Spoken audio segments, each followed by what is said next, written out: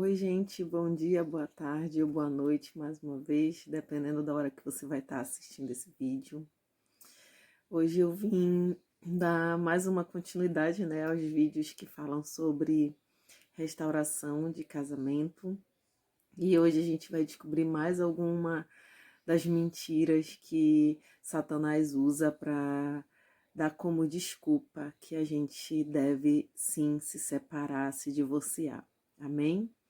E mais uma vez eu vou compartilhar algumas coisas que aconteceram durante esse período, que principalmente logo no começo, quando o meu marido saiu de casa, e o que ele falou a respeito do motivo dele estar indo.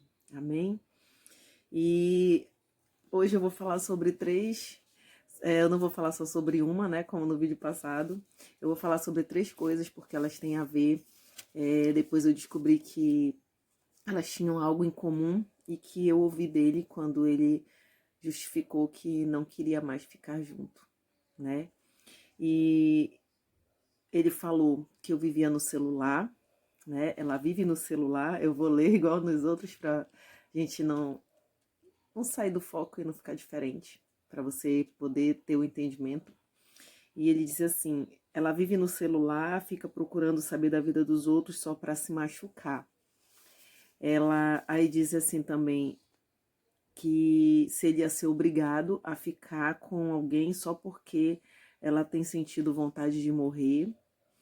E outra coisa era porque eu queria fazer amor e ele também não queria mais, ele também não sentia mais vontade. Amém?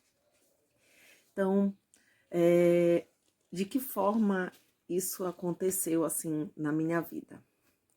Eu pensei que ia ser fácil falar sobre isso hoje, mas eu tô aqui há um tempinho tentando gravar esse vídeo e não foi muito fácil, até porque eu recebi uma notícia que não foi muito boa ainda há pouco, a respeito de um aluno meu, então não foi muito fácil isso, mas o Senhor já tinha colocado no meu coração de gravar esse vídeo e eu já prometi para mim mesma que aconteça o que acontecer, eu vou continuar fazendo aquilo que o Senhor mandou eu fazer, o que Ele tem dito, né? E eu tenho ficado feliz porque eu tenho me alegrado com as coisas que as pessoas compartilham comigo, que elas dizem, você pode até não ver muitos comentários nem nada nos vídeos, nas redes sociais, mas elas vêm no meu telefone, no meu privado,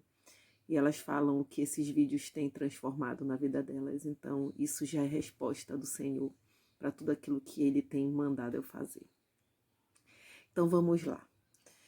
Nos últimos tempos, né, antes da gente se separar, eu tava demais assim no celular, no uso do celular, e hoje em dia eu vejo muitas pessoas no celular. Eu não sou o tipo de pessoa que passa o tempo todo, fica 24 horas, vai no ônibus no celular, vai na rua no celular, tá no trabalho, tá no celular. Não, as pessoas até reclamam porque mandam mensagem para mim, meus filhos, amigos, mandam mensagens para mim e eu demoro a responder. E o meu celular, ele fica 24 horas no silencioso, então dificilmente eu vejo uma ligação, a não ser que o celular esteja mesmo em cima da mesa, pertinho de mim, aí eu vejo quando estão me ligando. Mas por esse motivo, quando chegava de noite em casa, eu pegava o celular, e isso estava sendo frequente, não só eu como ele também, né? Mas como eu falei, eu tô aqui para falar dos meus defeitos e daquilo que Deus tem consertado na minha vida. E aí eu ficava no celular. E antes de eu dormir, toda vez eu olhava o celular e eu vejo muito rápido, eu leio muito rápido as coisas. E eu olhava tudo, eu olhava WhatsApp, eu olhava Face, Instagram, tudo que eu tinha para olhar, eu olhava. Eu olhava o status das pessoas, minhas amigas, meus amigos, e a partir dali eu tinha uma visão panorâmica de tudo que estava acontecendo na vida das pessoas. Eu me alegrava com algumas vitórias, com algumas situações. Eu sabia da vida de algumas pessoas que eu não estava próximo, que eu não vejo com frequência, mas que eu gostava de saber como é que estava aquela pessoa, né? Pessoas da minha família também. E ultimamente as coisas andavam, digamos assim, me magoando, porque quando eu ia olhar, sempre tinha alguma foto de alguma festa, algum evento, algum encontro, alguma coisa que as pessoas que trabalham, são meus amigos, trabalham comigo, pessoas próximas, família, estavam e não me convidavam, né? E isso me magoava. Ou então homenagens que faziam, tipo, alguém trabalhou em tal, fez tal coisa para a igreja mesmo. Eram várias situações, não era só na minha família, não era só no meu trabalho, era na igreja, em tudo quanto é lugar, que eu via situações que todo mundo estava lá, mas eu não estava. Aquilo ia me deixando cada vez mais triste e eu me sentia excluída. E ele sabia disso porque, como eu falei no vídeo anterior, ele era meu amigo. Eu não tenho muitos amigos de me abrir, de falar intimidades. Eu tenho colegas, eu tenho amigos de anos, assim, que a gente mantém contato pelas redes sociais, mas amigo mesmo de falar as coisas que eu sentia e tudo, como estava no meu coração, era ele, era o meu marido que era o meu amigo. Então, quando a gente deitava de noite, eu sempre falava para ele, eu falava como eu estava me sentindo, o que estava acontecendo, como é que estava meu coração. E no começo, ele orava por mim, né? Logo no começo, durante o nosso relacionamento, ele orava por mim, ele parava e dizia, vamos orar. E ele orava, porque ele sabia que eu não estava bem. Mas ultimamente não era isso que estava acontecendo. E aí eu contava, eu chorava, eu ia para os braços dele, chorava até dormir e falava que aquilo estava me magoando porque eu me sentia excluída. O tempo todo parecia assim, as pessoas se aproximavam de mim e elas sempre precisavam de algo de mim. E eu sempre fazia, e eu fazia com coração, eu fazia com a maior felicidade do mundo porque eu sempre gostei. Isso é meu, né? Eu fazia com o maior prazer, se me pedissem alguma coisa eu fazia. Aí de repente quando eu via a pessoa às vezes pedia para me fazer algo e para uma festa, para qualquer coisa, e não me convidava, não, eu não estava lá. Então eu começava a me sentir tipo usada, me sentia mal, eu me sentia mesmo excluída e indigna de estar lá, né? Eu disse assim mesmo, será que eu não sou digna de estar lá, de participar? Será que eu só sirvo para fazer? E essas coisas elas iam acumulando no meu coração e ultimamente elas andavam me fazendo muito mal. Aí, realmente, então, ele tinha razão. Na verdade, não era para me fofocar, né? Isso foi uma forma mesmo que ele falou, talvez num momento de raiva, mas eu não fofocava da vida dos outros.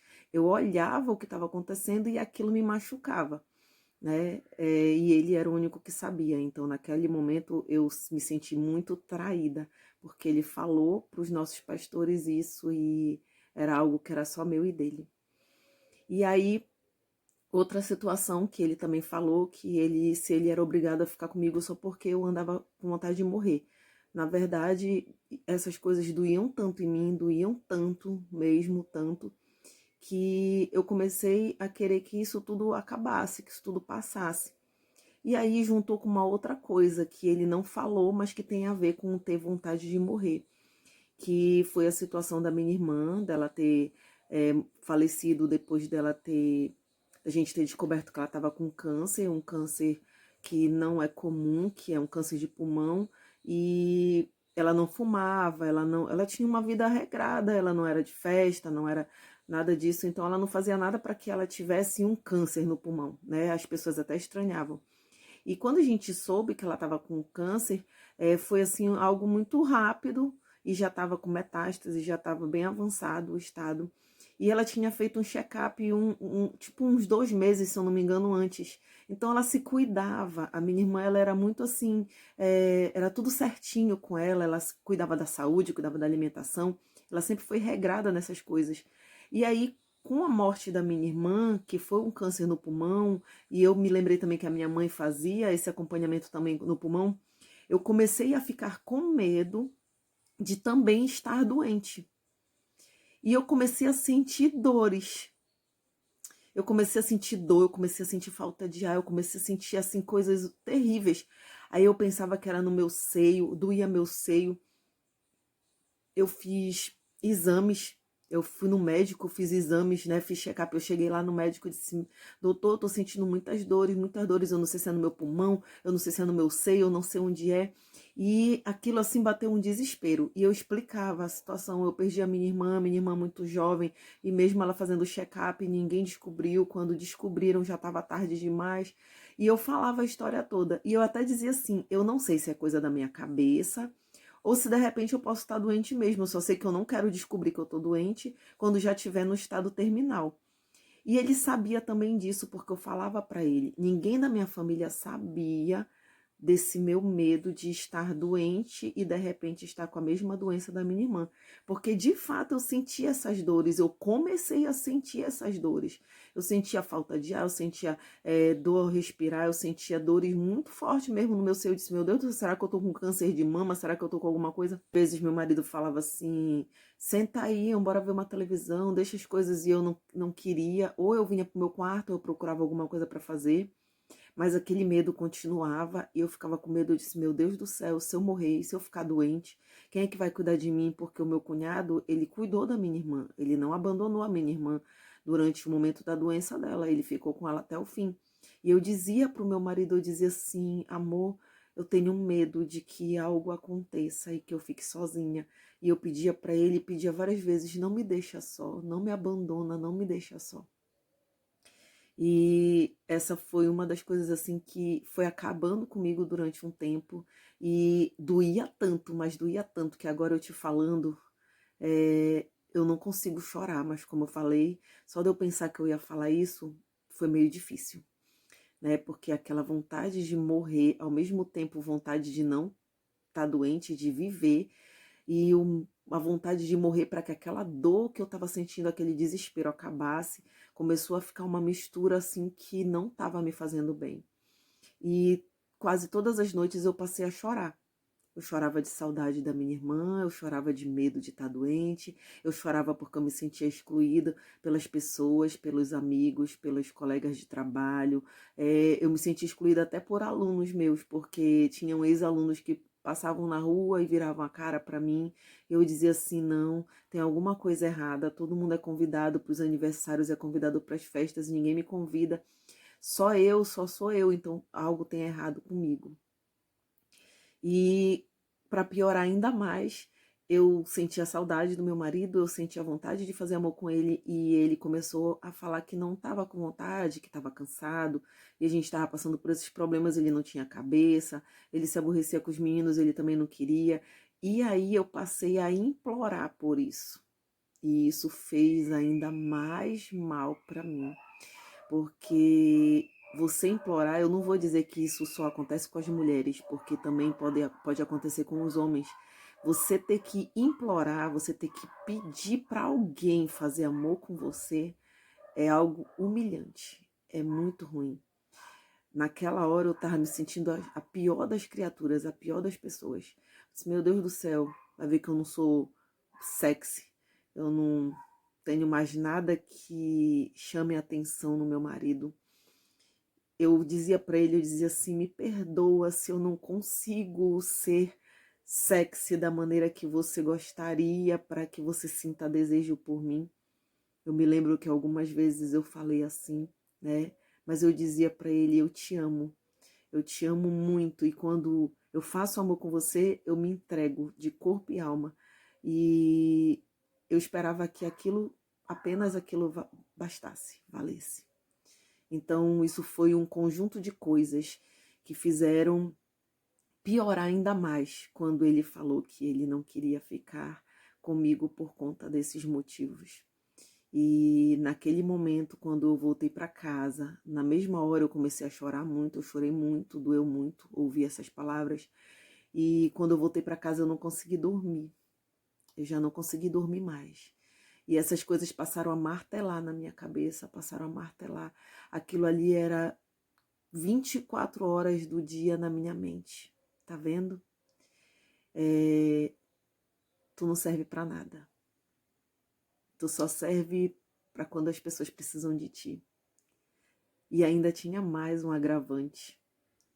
Quando meu marido foi embora de casa, que eu liguei e procurei amigos, pessoas da família, pessoas da nossa família para nos ajudar, amigos e parentes, e rejeitavam as minhas ligações, rejeitavam as minhas mensagens, ou quando falavam comigo que eu pedia ajuda, que eu pedia socorro, que eu dizia que eu não queria me separar, que eu amava meu marido e que aquela pessoa pudesse falar com meu marido, fazer alguma coisa.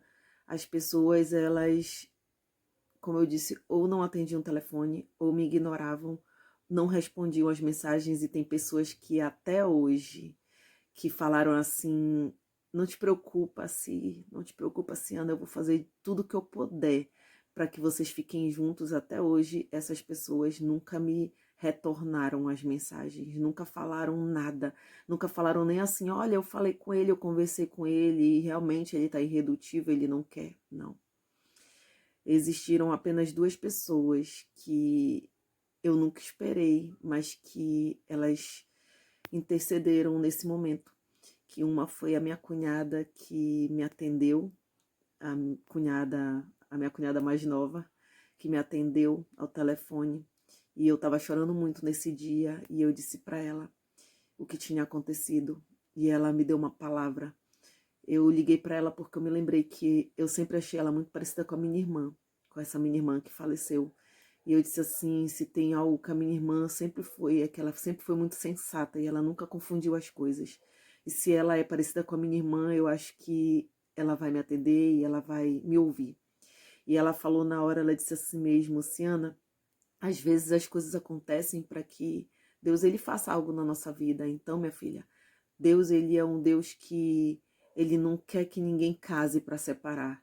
Então, vai lá, ora e, como ela falou, joelho no pó, né? Rosto no pó. Vai lá, te ajoelha e começa a orar. E essas palavras dela me incentivou a buscar o Senhor, a orar pelo meu casamento, a começar a orar naquele momento. E outra pessoa que depois eu fiquei sabendo, né, que foi lá e falou, mas que aos nossos olhos não fez efeito, mas eu sei que a palavra ela não é em vão, não é vazia. Foi o pastor que nos casou, que é o mesmo que eu falei no vídeo passado, que é o pastor Cordeiro.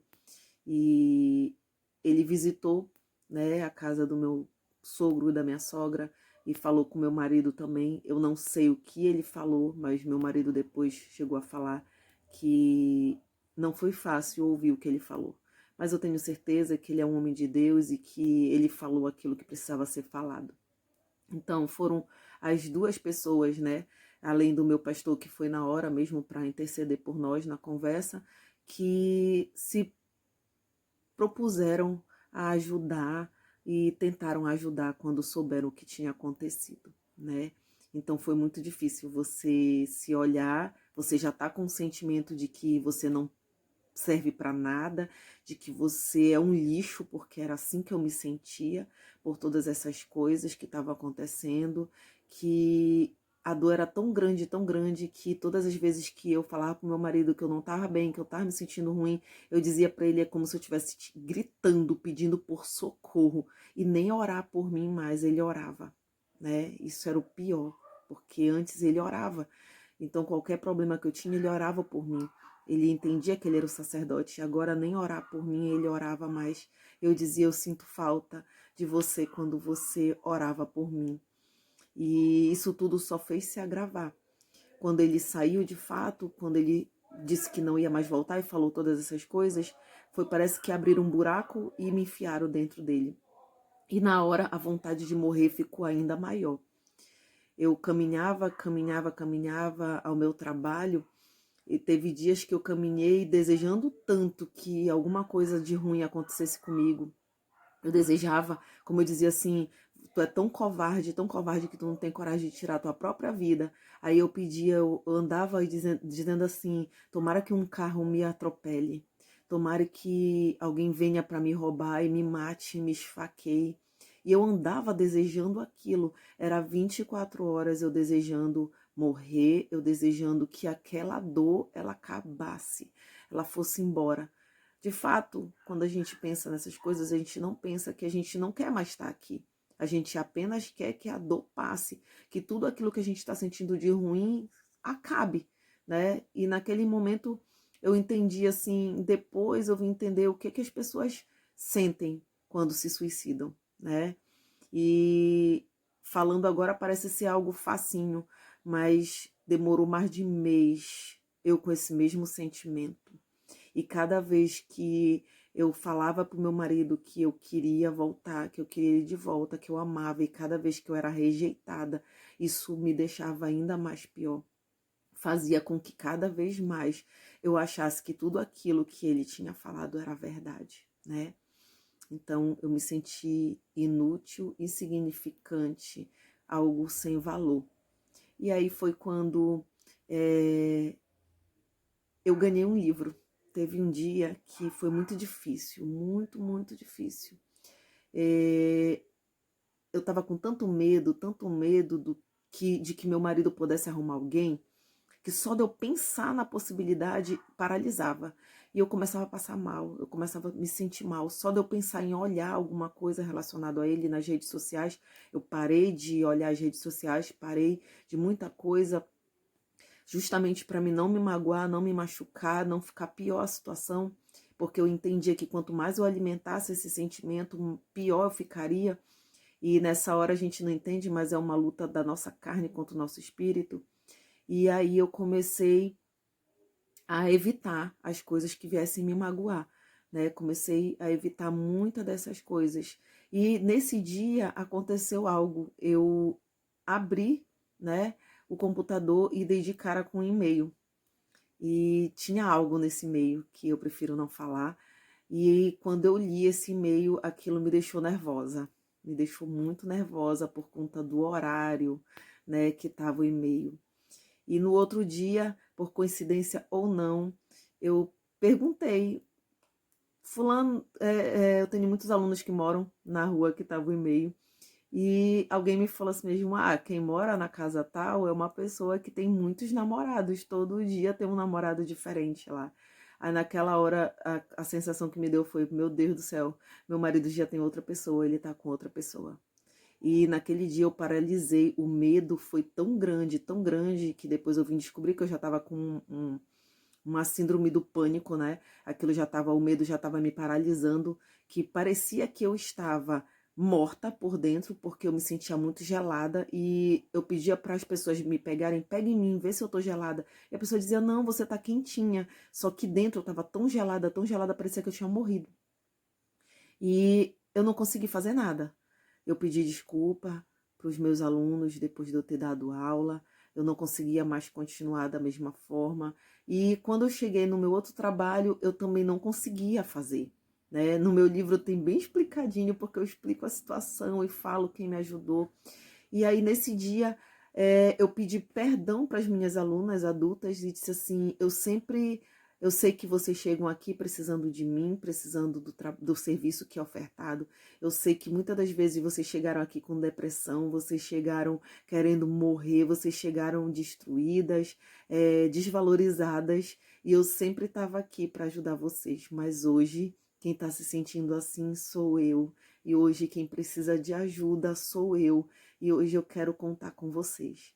Naquele momento elas ouviram o que eu estava passando, porque até então elas não sabiam, eu não tinha compartilhado com ninguém, porque eu sentia vergonha. Quando alguém perguntava pelo meu marido, eu dizia, tá na casa dos pais dele.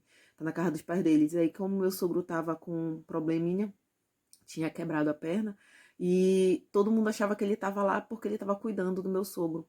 E eu falava, ele tá na casa dos pais dele, porque eu tinha vergonha de falar que ele tinha ido embora de casa. Né? Então, isso foi logo no começo.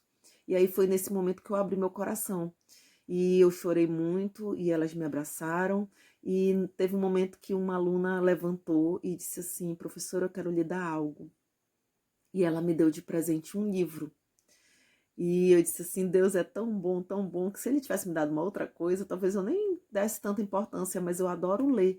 E quando eu leio um livro, eu leio para acabar logo o livro. Eu não tenho paciência de ficar lendo muito tempo, portanto, que esse livro eu li, eu acho que ele em 2 dias, né? E ele não é muito fino. Eu não tô com o livro aqui, senão eu mostraria para vocês. Mas o nome do livro se chama Como Vencer as Suas Guerras pela Fé e é do Bispo de Macedo. E essa minha aluna, ela é da Igreja Universal e ela me presenteou com esse livro. Depois eu nem reparei o nome E cheguei em casa e falei para todo mundo que eu tinha ganhado um livro, porque naquele dia tinha sido muito difícil. Eu ganhei, na verdade, nesse dia um livro e ganhei um abraço de uma aluna que naquele momento eu achava que era uma oração, porque ela demorou tanto no abraço. E depois ela me confirmou que realmente naquele momento Deus tinha colocado no coração dela o desejo de orar por mim e ela me abraçou para orar. E Deus, eu só posso, por isso que eu só posso dizer que Deus é maravilhoso. E eu cheguei em casa, não dei muito valor no livro, apenas eu li que era esse nome, e eu disse para uma outra amiga que eu tinha ganhado o livro. Aí foi quando eu fui folhear o livro e disse, irmã, o livro parece bom. Aí foi que eu fui reparar no autor do livro. E eu disse mesmo, meu Deus do céu, eu tenho um pouquinho de preconceito. Apesar de eu não conhecer, mas eu já fui, já visitei a Igreja Universal, mas eu tinha um pouco de preconceito, né? Eu não tinha lido assim tão profundamente algo escrito pelo Bispo Macedo. E aí, no outro dia, acabou que eu li o livro, né? Eu me programei para ir no médico, para fazer os exames, porque realmente tinha dado alguma coisa e eu podia ter que me operar de uma outra situação. Então, estava quase se confirmando a questão da doença, de coisa parecida. Eu estava muito preocupada, porque o que estava aparecendo, sim, corria o risco de repente, virar um câncer. E aí eu fui para o médico programando algo e chegou na hora, não foi nada do jeito que eu tinha programado. Eu acabei indo no banco para resolver algo e o banco, como vocês sabem, demora muito. E aí, enquanto eu esperava, eu comecei a ler o livro. E quando eu comecei a ler o livro, algo me chamou muita atenção, porque lá no livro dizia assim: o diabo, ele trabalha na nossa mente e ele sabe o que você gosta, o que você tem medo e quais as suas inclinações. Nós agimos de maneira precipitada, mas o diabo ele não tem pressa, ele te observa para saber a hora certa de atacar. E aí, para não ser apenas eu falando para você, eu fui buscar na palavra onde diz isso, que ele está pronto para nos atacar. E está em 1 Pedro, capítulo 5, versículo 8 até o 11. Amém? E eu vou ler para você ter a certeza de que não é apenas eu falando, mas que a própria palavra de Deus diz isso. E diz assim: estejam alertas e fiquem vigiando, porque o inimigo de vocês, o diabo, anda por aí como um leão que ruge, procurando alguém para devorar. Fiquem firmes na fé e enfrentem o diabo, porque vocês sabem que no mundo inteiro os seus irmãos na fé estão passando pelos mesmos sofrimentos. Mas depois de sofrerem por um pouco de tempo, o Deus que tem por nós um amor sem limites e que chamou vocês para tomarem parte na sua eterna glória, por estarem unidos com Cristo, Ele mesmo os aperfeiçoará e dará firmeza, força e verdadeira segurança. A Ele seja o poder para sempre. Amém. Então, aqui na palavra mesmo nos diz que o diabo ele está pronto, como um leão, pronto para nos devorar. Basta que a gente dê uma brechinha, né?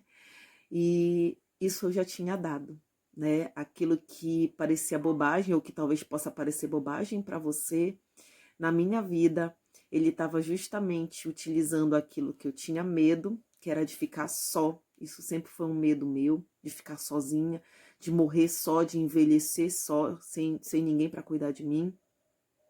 Eu tinha inclinação a me magoar muito com as pessoas, né? E eu me magoava quando eu via algo que não era agradável aos meus olhos.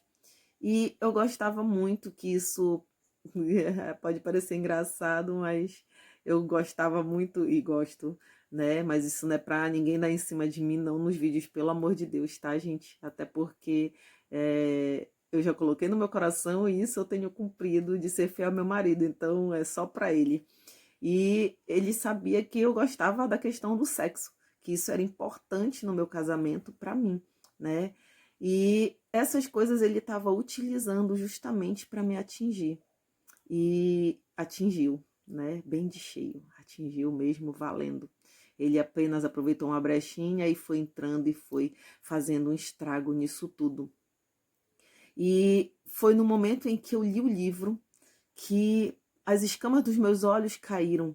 Meu Deus do céu, porque lá no livro tem muita coisa boa. Eu indico a você ler, se você puder, né? Como vencer as suas guerras pela fé. E naquele momento, como é que eu ia vencer alguma guerra, gente? A minha fé estava abalada, eu estava fraca no espírito, porque eu andava deixando de ir para a igreja, eu andava deixando de ler a palavra, eu orava de qualquer jeito, porque eu me deitava na cama e às vezes quando eu via eu já estava mais dormindo do que orando, então o meu espírito estava fraco, não estava fortalecido para me lutar numa guerra. E lutar uma guerra espiritual é pior do que você lutar uma guerra mesmo de corpo físico, né? Porque você vai trabalhar muito a sua mente. Você vai ter que trabalhar a sua mente e ainda assim tentar driblar, tentar neutralizar as suas emoções, que as emoções elas atrapalham muito em relação à nossa fé. Tá? Então, se você puder ler, eu te aconselho a ler. Hoje o livro já está emprestado para segunda pessoa depois de mim, então a gente vai emprestando o livro para abençoar outras vidas. Aí a pessoa lê, fica abençoada e devolve para que outra pessoa seja abençoada também. Tem gente ainda que eu ainda estou devendo esse livro para que a pessoa leia também, porque eu disse que o que tinha nele era muito bom. E aí, naquele momento, eu comecei a escrever ali mesmo no banco tudo aquilo que o inimigo tinha colocado como verdade e que era mentira, né? Então, eu comecei a ver que eu não estava sozinha, como eu estava achando que eu estava só, que eu ia ficar só, que se eu ficasse doente não ia ter ninguém para cuidar de mim, porque o meu marido tinha me deixado, então se ele era a pessoa que eu sempre pedia para nunca me abandonar, nunca me deixar, e ele é que sempre estava lá comigo, meu amigo, meu companheiro, tinha ido embora, eu digo, pronto, eu vou ficar só. Eu vou morrer, vou ficar doente, vou ficar sozinha, não vai ter ninguém para cuidar de mim. E aí Deus começou a, digamos assim, clarear tudo isso, né? A luz veio, a verdade veio, que a própria palavra diz: conhecereis a verdade e ela vos libertará. Naquele momento, o livro fez eu lembrar de quem Deus era, de quem o diabo era, que ele era o pai da mentira, iludia, né? A todos nós, ele iludia, e inventando coisas que não eram verdades. E aí, naquela hora, eu vi que eu não estava sozinha. Realmente as pessoas que eu esperava, que eu liguei, que eu busquei, que eu pedi ajuda, pedi socorro, elas não estavam lá. Mas naquele momento eu tinha as minhas alunas, eu tinha os meus alunos, eu tinha pessoas novas que Deus tinha enviado, eu tinha pessoas que não estavam presentes sempre na minha vida, mas que todas as vezes que eu precisei eu recorri e elas nunca me abandonaram, elas sempre estiveram lá estendendo a mão. E eu fui até essas pessoas. Eu descobri que novos amigos, ao qual pessoas achavam que nem eram leais, se tornaram mais leais do que os amigos antigos. E eu descobri também que os amigos que eu achava que eram amigos não eram tão amigos assim, né? Então, Deus naquela hora já começou a destapar os meus olhos e eu comecei a enxergar tudo com mais claridade, né? Com mais clareza a respeito do que ele realmente é na minha vida.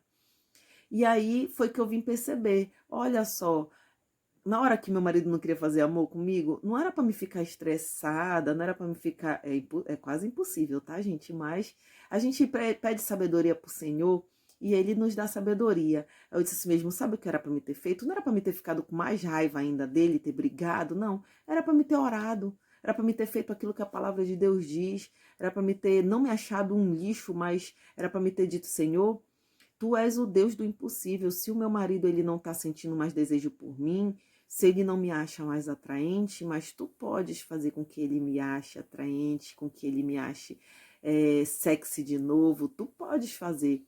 Porque eu não era uma pessoa descuidada, ela não se cuida e quer que o Senhor faça um milagre. Não, eu fazia a minha parte, a parte que cabia a mim eu fazia. Então, isso era algo que fugia às minhas mãos. E aí o Senhor podia resolver isso. Bastava que eu pedisse, mas em vez de eu pedir, eu apenas deitava com raiva, dormia emburrada e não fazia nada, né? E o Senhor foi consertando quando ele foi me mostrando isso tudo. E eu descobri que eu não estava só, eu descobri que eu podia ter feito dessa outra forma, né, em relação ao sexo. E a questão de morrer, o Senhor começou a me mostrar o que eu era. por que que eu queria morrer, né? Por que que era para mim morrer? Não. Aí a palavra dele vem lá em Isaías 43:4 e diz assim, para que a gente se sinta, né, uma pessoa, uma joia preciosa nas mãos do Senhor, para que você veja que, por mais que o mundo inteiro diga que não, você é valioso, você é valiosa para o Senhor, sim. Amém? Então, se você tem valor, o Senhor não quer que você morra, né? Então, diz assim, Isaías 43:4: para libertar você, entrego nações inteiras como preço de resgate, pois para mim você vale muito. Você é o povo que eu amo, um povo que merece muita honra. Essa não foi apenas essa palavra, mas o Senhor me deu muitas outras, né? Que eu vou até colocar algumas na descrição do vídeo para que você saiba o que que ele fala para você quando você se sentir assim, sozinha, quando você se sentir abandonada, quando você se sentir excluída, quando você se sentir um lixo, quando você se sentir que as pessoas elas não gostam de ti, mas elas querem apenas o que você tem a oferecer. Aí o Senhor vem e desconstrói toda essa mentira lançada por Satanás para te dizer que não é nada disso que ele acha a teu respeito. E nesse momento, eu me lembrei até do filme Quarto de Guerra e comecei a escrever no papel as minhas orações, porque doía tanto que eu não conseguia orar direito. Eu me lembrava das palavras da minha cunhada, que eu precisava orar, e comecei a pregar na parede do meu guarda-roupa um monte de papel com vários versículos escritos o que o Senhor achava de mim, né? A respeito da minha voz, que as pessoas diziam que era feia, a respeito da minha voz que meu marido nunca elogiou, a respeito das pessoas que se afastaram de mim, mas que Deus tinha enviado outras, dizendo que Ele nunca nos abandona, né? Que Ele jamais nos abandonará, que Ele está do nosso lado quando estamos caídos, quando estamos aflitos, que por mais que o nosso pai e a nossa mãe esqueçam de nós, Ele jamais esquecerá de nós, né? Então são muitas palavras que eu até anotei para me falar todas elas, mas se eu for falar aqui, o vídeo vai ficar com 1 hora de vídeo, né? E vocês daqui a pouco estão reclamando para mim, mas eu vou colocar na descrição, porque são palavras maravilhosas para te fazer lembrar o que o Senhor ele fala a teu respeito, né? E quando eu me vi amparada. Eu disse, Senhor sempre esteve lá, Ele nunca me abandonou, Ele me ama, eu sou preciosa para Ele.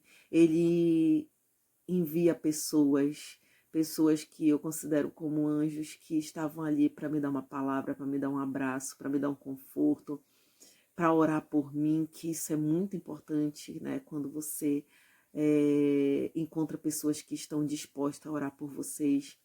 E no final do meu livro eu até agradeço por essas pessoas que oraram e agradeço também pelas que não oraram, pelas que não foram lá falar. Eu não sei porquê, mas o Senhor sabe de todas as coisas, Ele sabia por que eu devia passar por isso.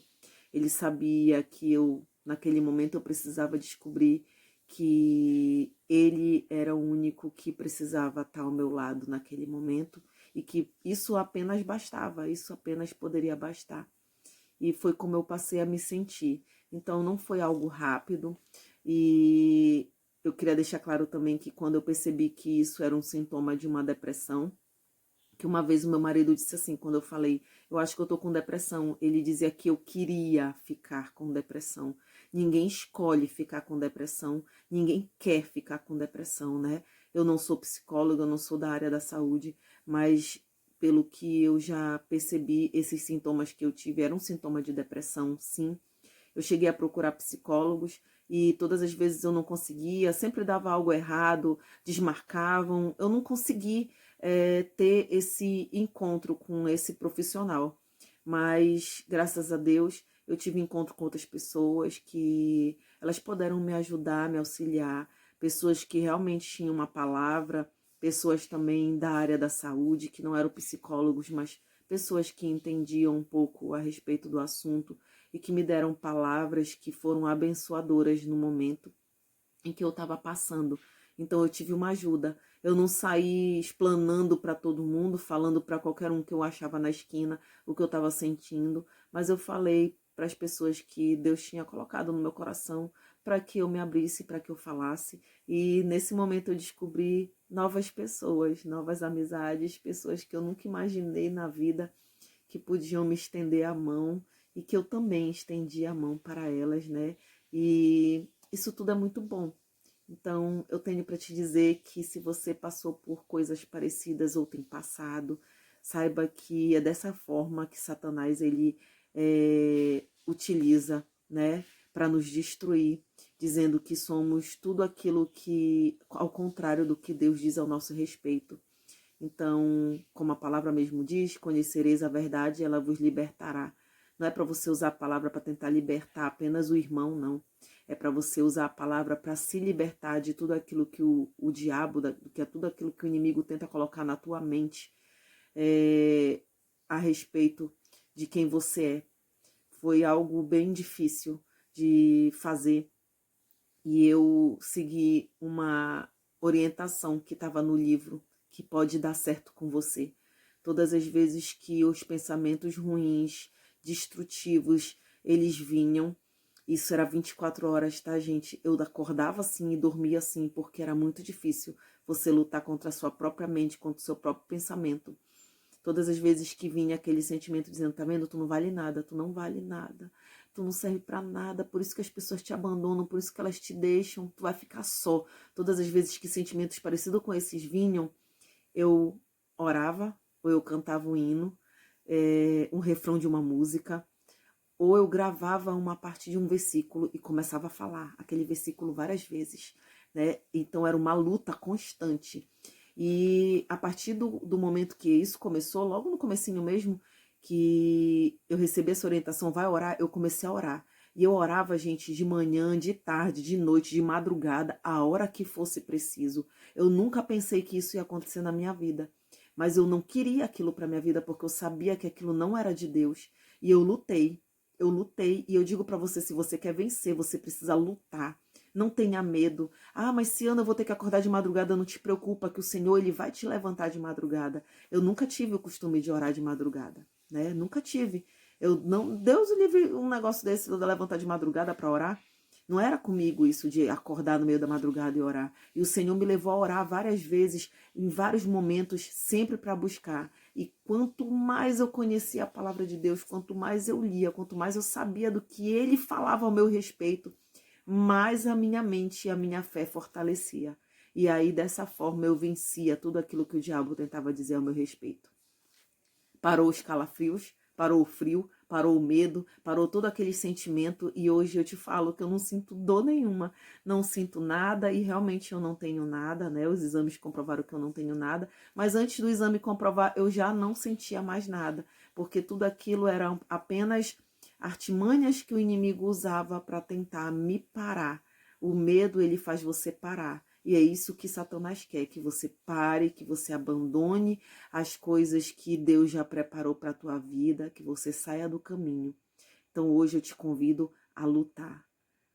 Ore, dobre seu joelho, ore de manhã, de tarde, de noite, ore toda hora se for preciso, mas não ceda às mentiras que ele fala para você. Hoje a minha Bíblia vai como nunca ela ia antes. Ela fica o tempo todo, 7 dias da semana, dentro da minha bolsa de trabalho. Porque eu tenho uma que fica em casa, tenho a que fica na minha bolsa. Porque sempre que eu sinto a necessidade, eu falo com Deus e eu peço, Senhor, me fala algo através da tua palavra. Então, isso eu queria compartilhar com vocês. Eu não consegui deixar o vídeo curtinho dessa vez. Sempre vai ter algo assim para compartilhar. E realmente pode não ser para todos, mas esse vídeo vai chegar na vida de alguém que está precisando dessa palavra. Então isso eu consegui vencer, eu consegui resistir e eu desejo que isso também aconteça na tua vida, né? É o meu desejo para você, que você vença, porque Deus ele está conosco, ele nunca nos abandonará.